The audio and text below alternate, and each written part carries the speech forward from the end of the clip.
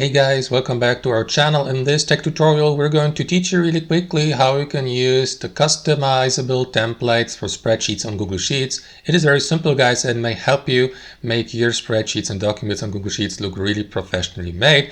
For example, if you don't want to start with a completely blank spreadsheet all over, it is very simple, guys. So what you want to do is head over to the start page of Google Sheets, of course, and instead of starting a blank spreadsheet here in the top left, simply select one of these templates here to the right, like for example, to-do lists or calendars.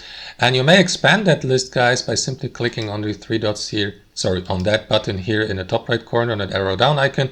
And below you would see a list of all supported spreadsheet templates like various dashboards, timelines.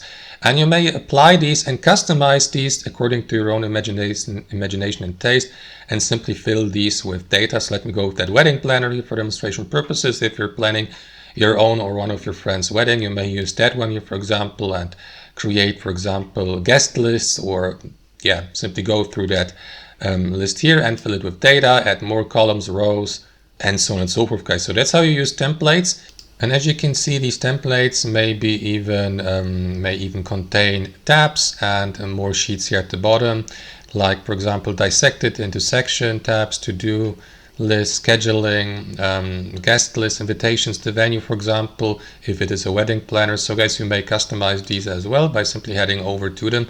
So as you can see, it's all customizable and ready to use on Google Sheets. Hope you enjoyed this video, got some value from it, and we'll catch you later.